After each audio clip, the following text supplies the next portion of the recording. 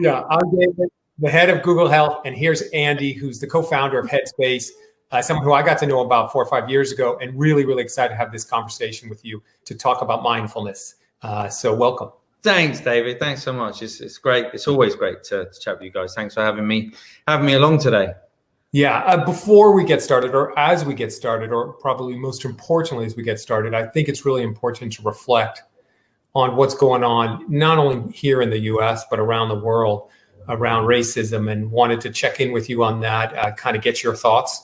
We were talking before we started how you're dealing with your 2 little kids and trying to explain what's going on with them. And my kids are older and are very active in protesting, and how my wife and I are kind of dealing with them. But I want to give you an opportunity to talk about this.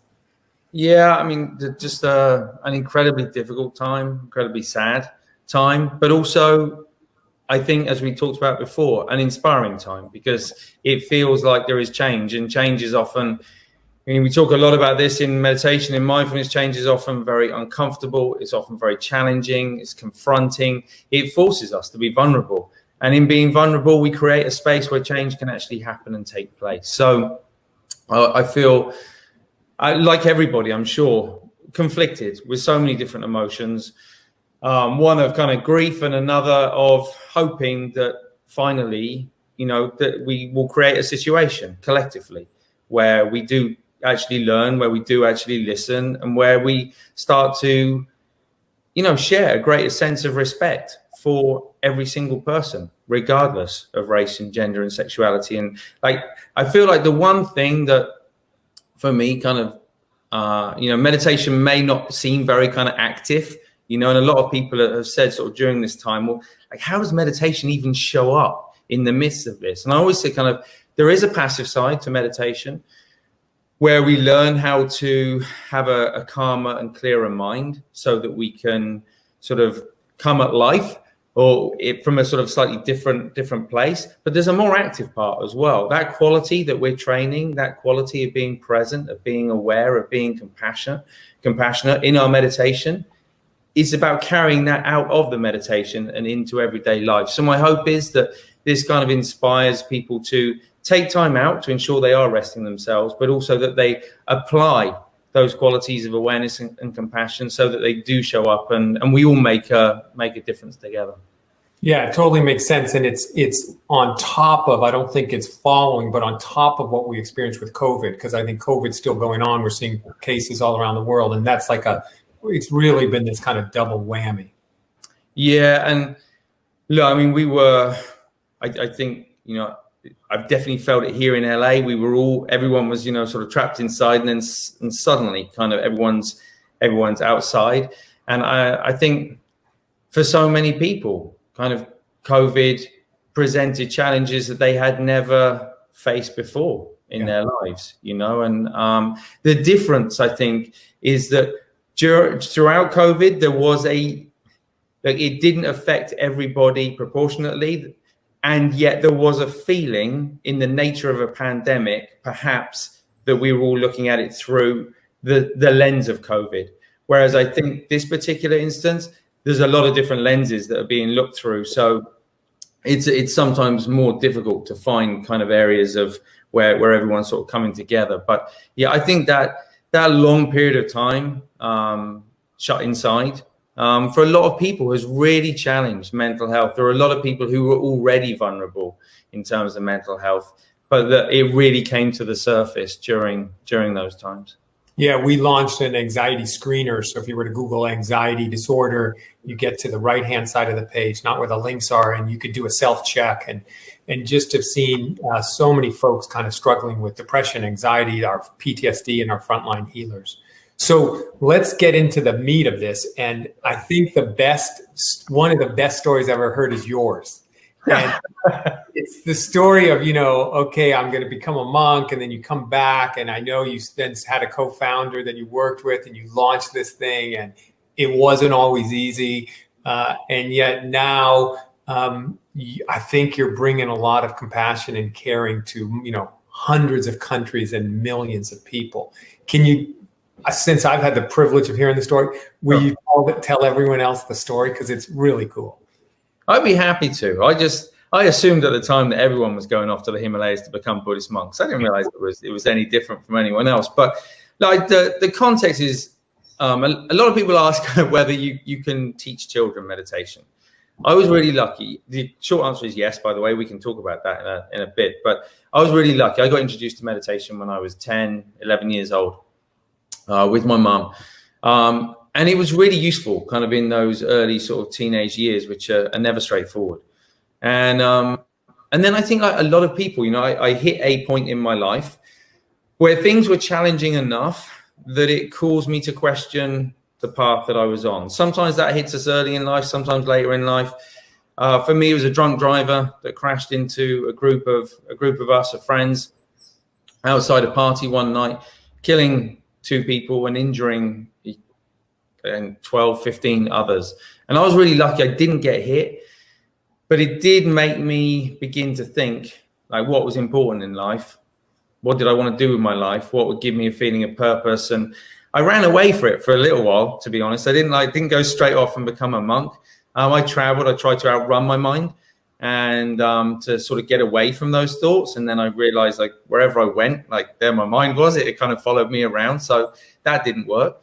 So I tried, you know, the usual things you try at those kind of ages, you know, drink and everything else, all with fairly sort of short-term success, but no lasting success. And I think after, it probably took about 2 years, I was studying sports science at university and really passionate about physical health. I was competing in health. I was working in health. And on the surface, I would say I was definitely fitter than I'd ever been, but I was really physically healthy. But inside, my mind was churning. I never had a sense of kind of ease. I felt quite restless and often very sad, actually.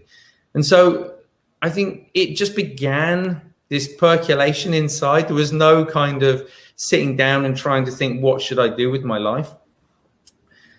Just one afternoon, becoming a Buddhist monk. And I am aware how ridiculous it sounds, by the way, but one afternoon, like it felt, I'd been reading a lot of books. My girlfriend was a Buddhist at the time. It just made a lot of sense to, rather than kind of trying to solve the thinking mind with the thinking mind, to try and go and find an environment where I could practice meditation. And for me, that had always been sort of the Himalayas, the sort of Buddhist monks and nuns out there. And I quit university that day, and I took off to the Himalayas. Wow! And how'd the conversation go with the family? I mean, you have children of that age. I was 21 at the time, and my mum was, I think, incredibly proud, nervous but proud. You know, she was into hypnotherapy. She was a hypnotherapist, psychotherapist. Therapy had been part of our lives, and meditation had been part of our lives. So I think a big part of her was really proud. My dad thought I was joining a cult and was terrified. My sister was just a bit bummed out that I was bailing on her and kind of, going to another country. So I think there was, and friends as well. I think some friends were very supportive and some friends felt slightly rejected. Kind of, why can't you find happiness with us? Yeah. And so it took a little while for all of that to settle down, but it all found its place. And then tell us about the experience. So the experience, and for anyone thinking about taking that experience, I think, there's a honeymoon phase. And if you've done any sort of retreat or anything like that, you'll kind of recognize this. When you first go there, and this was way before social media and mobile phones and everything. So, but even then, there's a honeymoon phase where it just feels like you're away from the distraction of the world. Feels very peaceful, feels very calm, very easy. And then after a week or two, starts getting a little more kind of challenging. You realize that, oh, wow, I just have to sit here with my thoughts. And my thoughts are the same thoughts that I had back there. But now I don't have any distraction. Now I don't have anywhere to go. There's no pub to go to. There's no friends to call up. There's not even any books to kind of, escapist type books to kind of read, you know.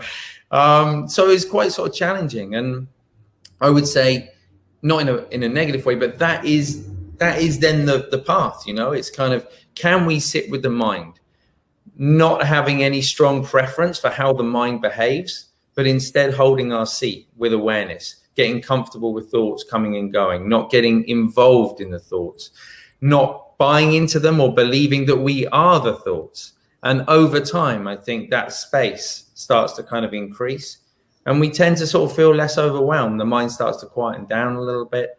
Doesn't necessarily kind of always sort of stop, so to speak, but it slows down. And for me, the big unlock, and again, I'll say this for anyone, regardless of whether you're going to go to a monastery or you're taking a 10-minute kind of meditation session, I went with the idea that I was going to stop thoughts, that I was going to end thoughts, that I was going to be free from any kind of negative emotions, somehow almost escaping the human realm. I think in my mind, that's sort of what I thought. And I discovered it was a very different thing, actually. It was quite the opposite. It was, rather than disconnecting, it was reconnecting. Rather than unplugging, it was plugging back in. And it was actually getting in touch with thoughts and emotions that I hadn't previously recognized or addressed, getting comfortable with them to such an extent where they no longer kind of influenced my mind or sort of got in the way of life, allowing me to be sort of a bit more present, I hope. Yeah, so it sounds like actual presence, like you just are living in that moment.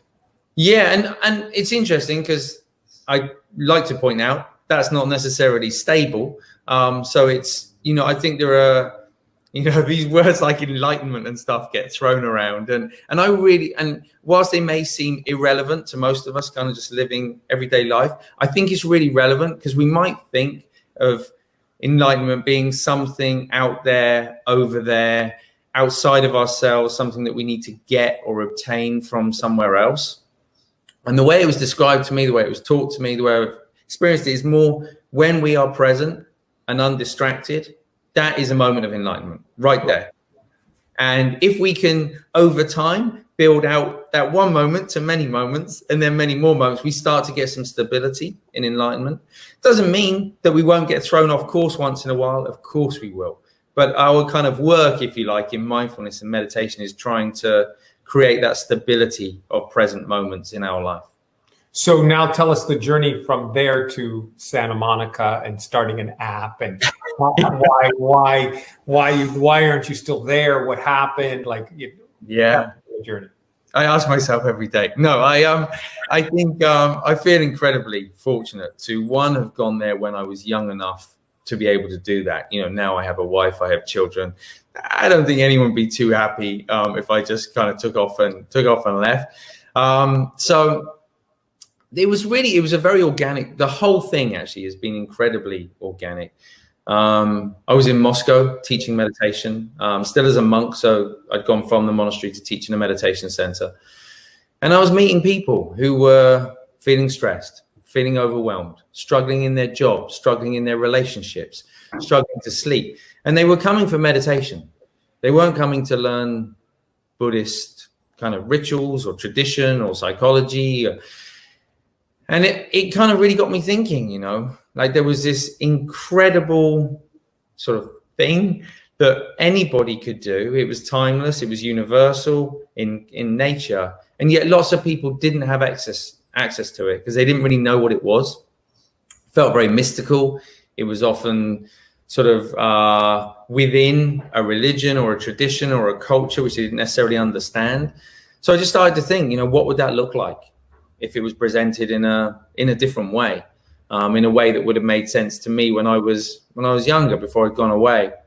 So I went back to the UK. I started working in a clinic doing one-to-one. And then about 2 years in, I met my co-founder, Rich Pearson.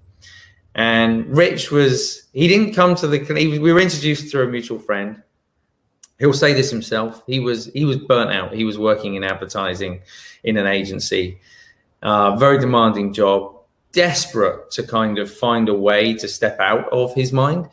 And I was looking for a way to take it outside of the clinic and to go beyond one-to-one. So we just started chatting, doing a skill swap. And I'd say within about 2 months, maybe 3 months, we've become such good friends.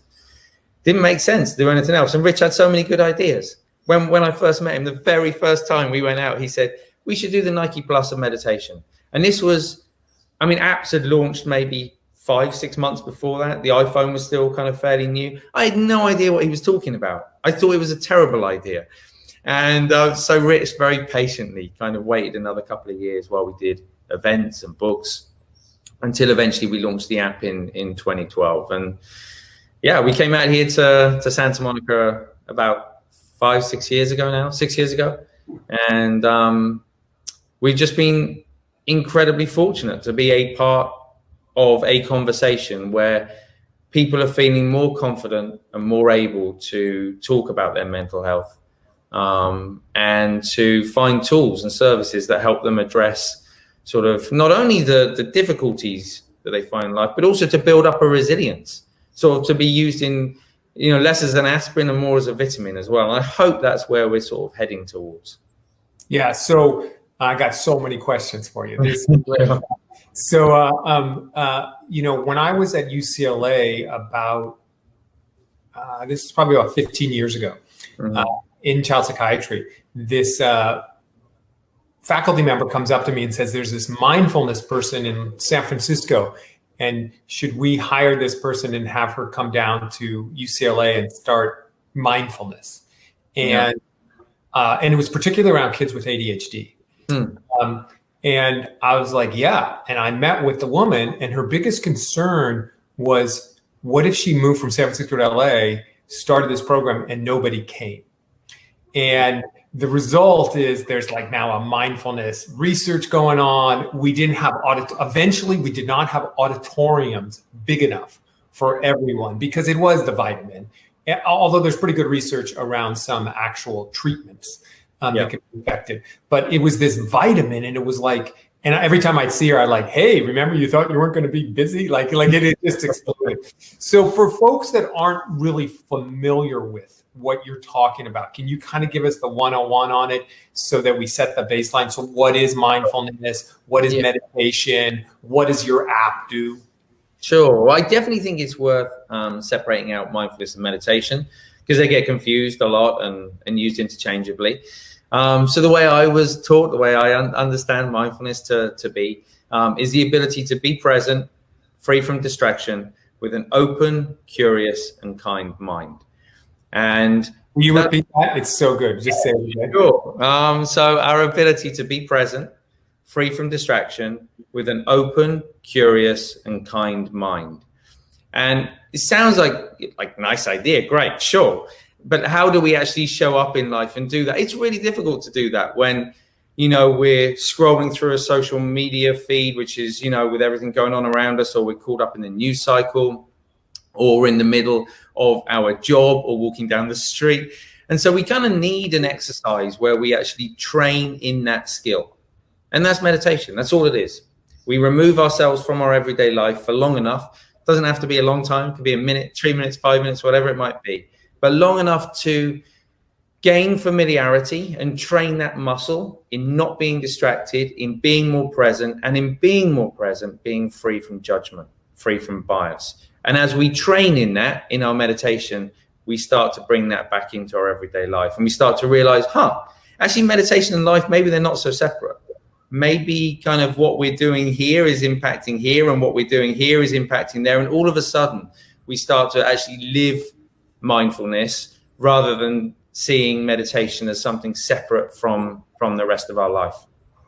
So, yeah. It becomes second nature. Yeah, exactly. And I think to begin with, it does require a little bit of effort. You know, there's a little bit of effort in terms of reminding ourselves to sort of do that. But over time, like most things, like most skills, there's more of an effortless quality about it. And it becomes just part of how we kind of show up in life. And that was the passion, you know, from day one with meditation. It was, okay, how do we demystify this? Because it was way easier to talk about a technique rather than mindfulness. Sometimes can feel almost like a philosophy for life.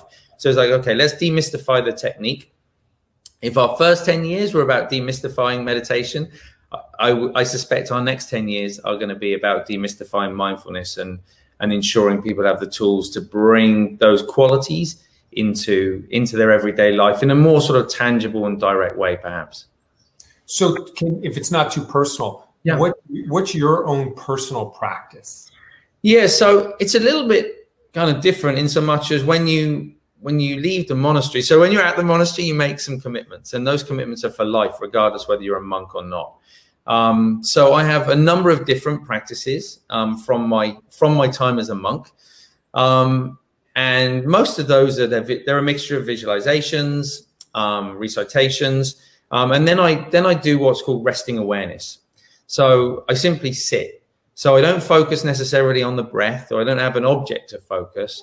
I tend to just sit and allow the mind to sort of be with itself. It's something, if any of you have tried at the end of the Headspace sessions, I'll always say at the end, okay, let go of any focus on the breath and just let the mind do whatever it wants to do.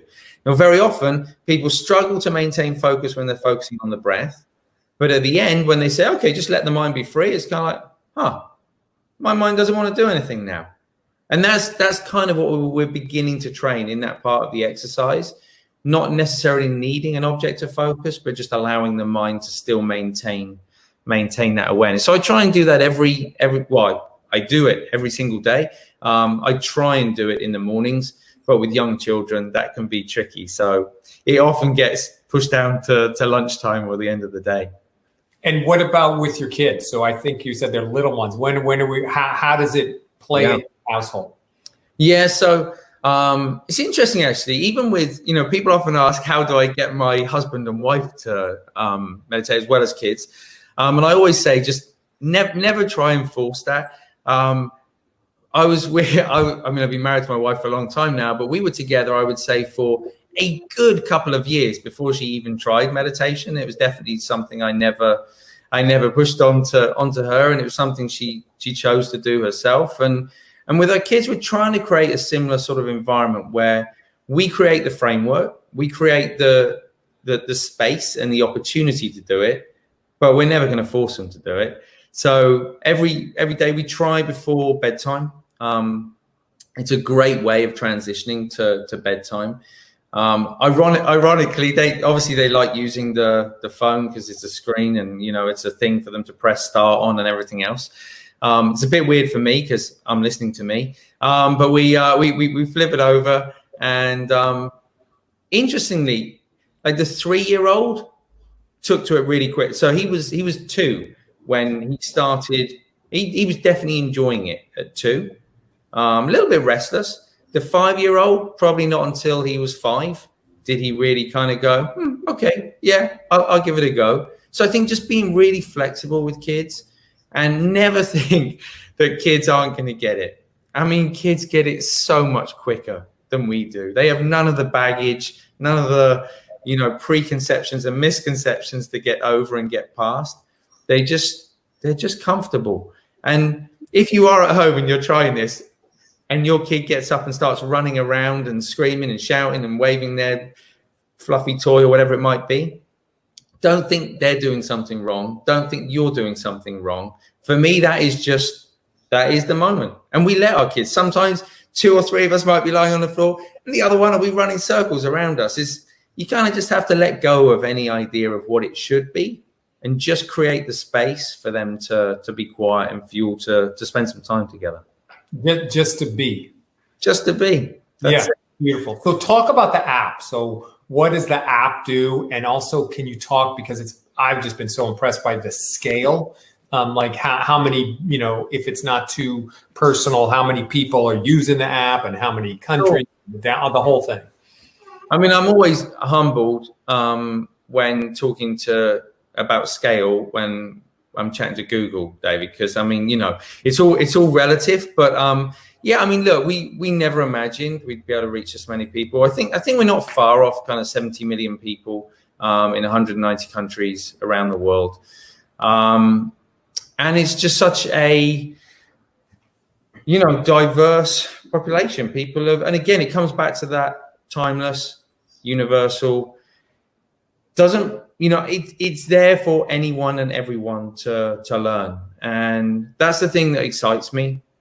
still to this day, I still love getting in rooms with people from lots of different backgrounds. And in that moment when you sit, and you let go of the thinking mind, we're all kind of sharing this common human connection. But yeah, the app, I mean, you could right now. So we did something specific for COVID. Normally you can download it. You download it for free, and there's free content on there, or there's paid content where you go into courses specific for sleep and anxiety and depression and many other things.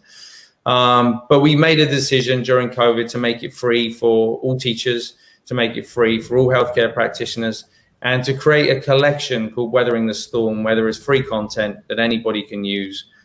Don't have to pay for it or anything. So for anyone interested in giving it a go, now would be a good time. Good time to do it. Yeah. Good. And let's talk about the research. So, so does this stuff really work? Well, where's the proof? Yeah. I mean, it's interesting, isn't it? When I went away, I didn't have any research. I didn't know. And at the time I didn't care. And for me, that was fine. But for a lot of people, it really matters whether we've got hard data. And I think, when we started Headspace, there was already a couple of thousand of papers, but the research was not in any way rigorous. I think, it just wasn't, we just hadn't kind of caught up with it. It was still kind of new enough that we weren't quite there. There was new technology coming in as well with fMRI scanning and that kind of thing. So we're midway through about 75 different clinical trials around the world. 25 have been completed. They're published. And we can now say with confidence that Headspace can reduce stress, that it can improve focus, that it can reduce aggression, that it can increase compassion, and a whole bunch of other things. And I think that gives people confidence. It allows them to actually sort of see, okay. And then we've even kind of built in sort of controls now as well, where I'm doing sort of guided non-meditations with sort of control groups. So we can actually kind of see it's not just about relaxing. It's not just about stopping. It's not just about listening to someone talking more slowly. It is that there's something in the mechanism of mindfulness itself. And we probably haven't got time to go into in detail, but just to mention, and I found this really helpful when I learned about it, this idea of sort of neuroplasticity and our brains kind of not being fixed. I always used to think that I would get to a certain age and then my brain would just degenerate over time. And what the research into mindfulness has shown is that, and especially with the MRI scanning, we can see what happens before, during, and after meditation and during a course of meditation. And we know that in the same way that when we go into a gym and we work a particular muscle and it gets more blood flow and it gets thicker and stronger, in just the same way, the cortex in the brain responsible for those feelings of happiness, of well-being, it receives more blood. It gets thicker, it gets stronger. So we spend more time there.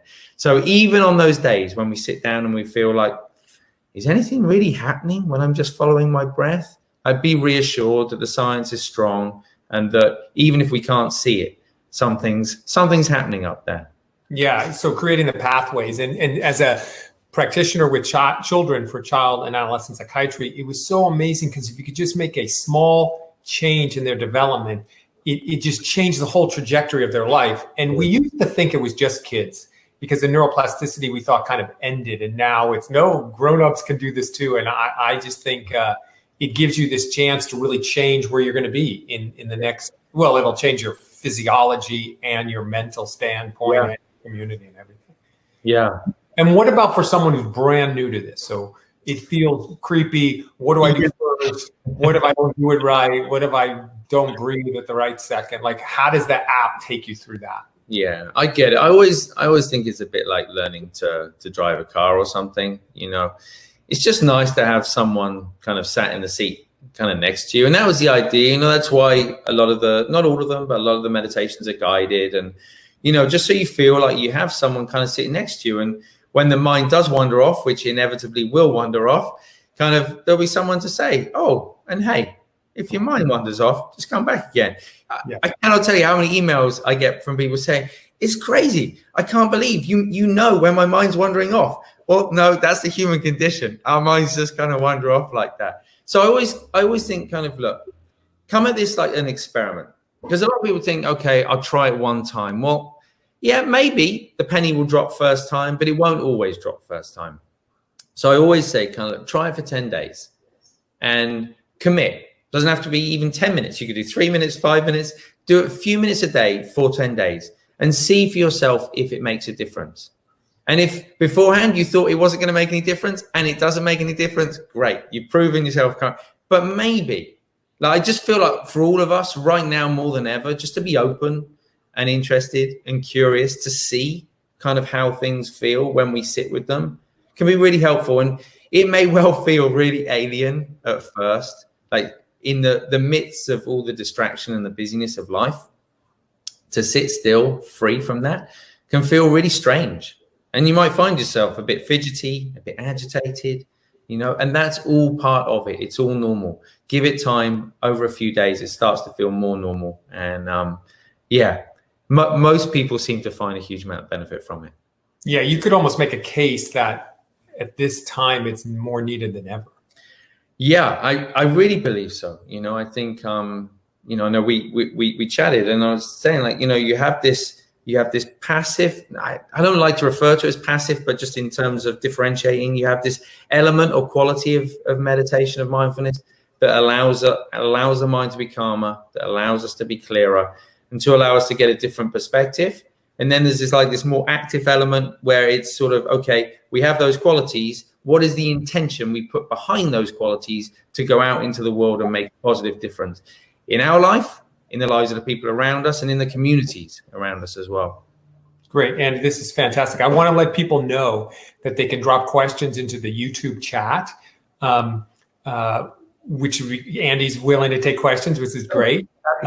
We'll get different perspective as we're kind of waiting for the folks to bring in some questions.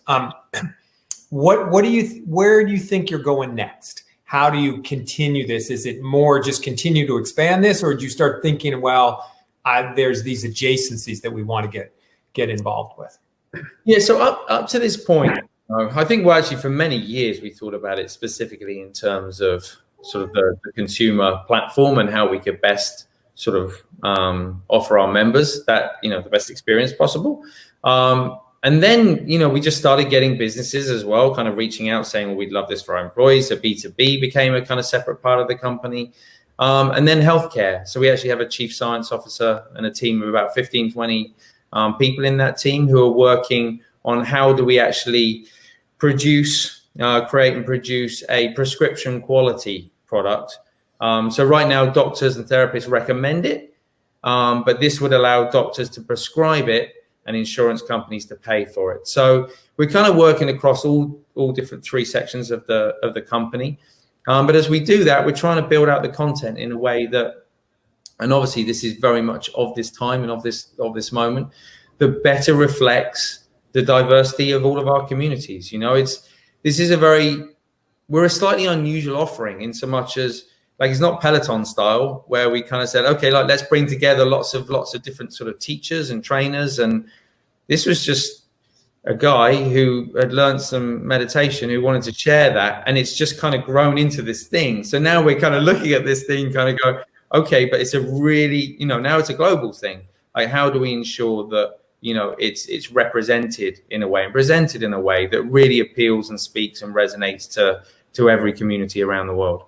Yeah, I love the prescription. When I was at my last place in Pennsylvania, we prescribed food to diabetics and provided them the food, which had amazing it was better than medication. And that's actually, we got to know you because we wanted to be able to kind of prescribe this type of treatment. That's how it all started. And something about the prescription kind of validates it, and then and it gets you started. And then to your point, if you do it for 10 days and it works, you're gonna keep doing it. So yeah. So I think as we build that out and we add in sort of other elements of kind of health coaching as well, and actually supplying kind of coaches alongside that, I think it starts to look really different and a really credible offering sort of in the medical sort of healthcare world. So why don't we go ahead and take some questions? I know there's out there.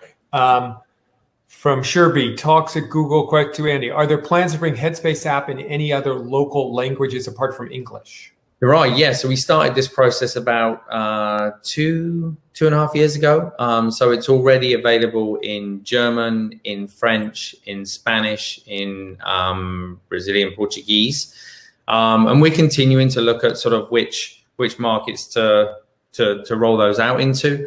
But yeah, our mission is to improve the health and happiness of the world. We can't do that if we're only speaking in English. So we are thoroughly committed to making it an international sort of global product. Great question. Why don't we take another one? And I think you can see them too, so I don't need to actually read them for you. Yeah.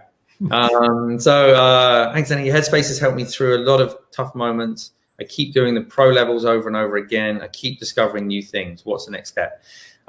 Thanks, Dan. So look, that brings up a really interesting question in itself, and I'll make some suggestions, Stan. But I think we're so conditioned into thinking kind of, okay, we do one thing and then we do the next thing, and like it's like this. It's sort of linear, our learning. Funny enough, if I think back over all those years, kind of being away and sitting, the breath and just a simple act of sitting with the breath becomes a really simple and profound thing. It's not like you get past it. It's not like you go kind of move beyond it. It's that it deepens, it becomes, the understanding of it changes and the experience of it kind of changes. And I think, Stan, you were saying there kind of, even though you've done the same thing many times, you keep learning new things. And that's because every time we do that new thing, our mind is in a different place. It's not the same mind that it was before. So always looking at meditation kind of in that context. But I would, if you've done those pro packs, I would probably look at either everyday headspace and set it to a time length that you feel kind of is helpful. And then there's a different fresh teaching every day and a quote for you to kind of take away for the day. Or if it's quite okay as well to break that as a daily sort of pattern. And if something comes up in life, to pull out one of the packs that feels kind of most relevant. So if you're struggling in a particular aspect of life, or if you're thinking maybe in the news at the moment, you're thinking like, okay, how can I be more, more open, or how can I be more kind, or how can I be more gentle? Finding those packs and actually sitting with those and making those part of those sort of journeys in life. Yeah, great advice. Great question. From Tim, are there any lessons you've learned from the experience of launching the app that surprised you? Things that you didn't know as a practitioner? I mean, thanks, Tim. I mean, everything has surprised me. I didn't come into this. I didn't leave the monastery and come into this knowing anything about business, anything about technology. It has been such a steep kind of learning curve, and I'm very grateful. And appreciative that I've been joined over the years by a team who are able to do all those things far better than me. I think the one thing that surprised me is that it's not easy, and it's not that I went into it thinking it was. I had a very naive kind of. I think both Rich and I think part of the reason we've got on so well over the years, we just think everything is possible. And we even have at the entranceway to every office, we have in Tibetan, written by one of the monks from the monastery, a quote from one of my teachers that says, "Only the impossible is worth doing." And I think that reflects our kind of mentality. We went into it thinking we can do this. And we thought, well, to reach maybe 10 million people, maybe we need, I don't know, like maybe 10 people. Kind of okay, but let's never have more than 10. Okay, and then we got to like 10 people. So okay. We're probably going to need like 20 people. And the team has grown and grown over time. And I never realized meditation is so simple in some ways, but in order to scale it and to make it available kind of, around the world, it requires so many brilliant people who have to have so many talents in so many different areas. And I never imagined what it would take in terms of a team to make it happen. And yeah, I'm just deeply grateful that I get to work with an incredible team who make that happen every single day. Yeah, that's very googly, the deliver the impossible kind of thing, like right. Let's map the world or something. Right. Yeah. Yeah. And now it's been a monastery, I love that. I love that they think about they think about it in a similar way. Yeah. What positive impacts have you seen in? I don't know. Can everyone else see these questions as well? I don't know, because we may just do audio, so I think people can see them, and then we go to audio. They'll all get to hear them. Okay, this is from Alexa. What positive impacts have you seen in societies where meditation and Buddhism have been more deeply embedded? And how do you see this influencing American society as knowledge of this practice grows? It's a great question. So I wonder, I think it will depend on how we integrate mindfulness and how we think about it. There is the risk of it being sort of made more of a sort of a commercial kind of type offering, a material type offering. Whereas in many of the cultures and countries where it's existed in the past, it's normally been kind of part of a broader philosophical or religious kind of tradition.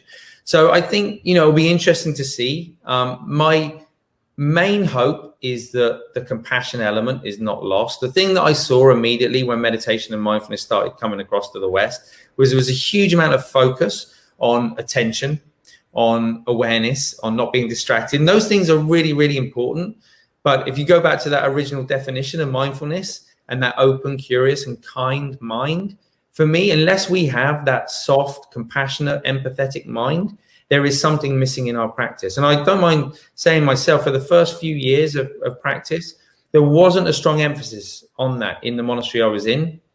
And it wasn't until I went to another monastery where that was the only emphasis that I really started to understand kind of the benefits of that and the implications of that as well. So, yeah, that's kind of my hope. It's interesting. It's hard to make sort of broad statements about societies and communities. And look, there are many. It's interesting because there are so many different countries that have Buddhism kind of at their heart, and yet they manifest so differently. But yeah, my big hope is that we will bring if you think about that again, that definition of mindfulness, if we could, as collectively, individuals, collectively, communities, as a nation, if we could be more present, if we could be less distracted, if we could have a more open, curious, and kind mind, the implications of that are so profound. And it's really tempting to wait for it to happen. But it won't happen on its own. Like, each and every one of us has to take a responsibility to say, I'm going to be part of that.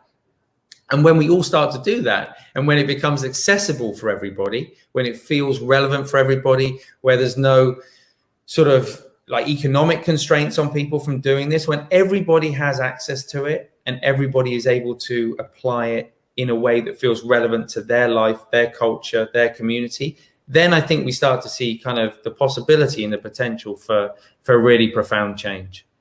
Yeah. It's a real call to action too. I mean, it seems accessible and could have this great impact. Happy to take more questions. I think we got a bunch of them. Matthew, Andy, how do we know we're progressing with our practice? I'm 90 days in and I'm enjoying it, but it hasn't gotten easier. Love that question. Thanks, Matthew. So progress in meditation is a really, really tricky thing because, as I said before, the mind that's doing the judging, it's not like that we have one mind that stays here and our practice kind of moves like this and the mind here is able to compare this with that.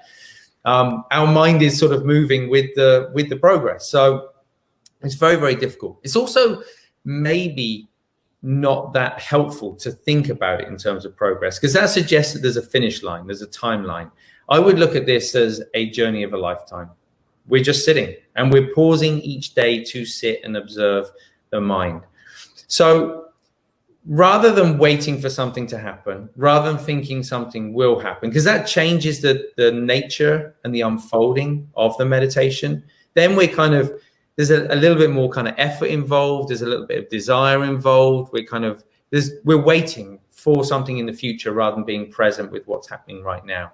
So as much as possible, and I know it's a big ask because we're conditioned that there will be some kind of result at the end, as much as possible to recognize the result is in this moment.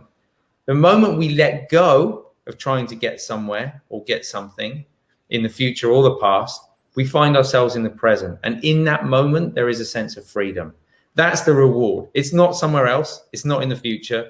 And to begin with, we get distracted a lot. So we don't get to experience that often. But over time, it happens less. Sorry, David. It's been totally great to be present with you.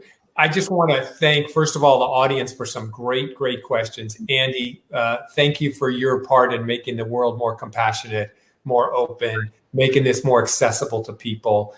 This has been a real pleasure. And I just want to say how grateful we are to have been able to spend this time with you. And for those of us who use Headspace, we spend time with you all the time. So it's fun to have it in real life. Thanks, David. Thanks for having me on. Thank you to everyone for tuning in. Thank you for the questions. And again, just as a final call for action, even if you think you are not the kind of person who would benefit from meditation, just give it a go for 10 days. See how it feels. See if it makes a difference. And maybe you might surprise yourself. Thanks, Andy. Thanks, everyone. Thanks, guys.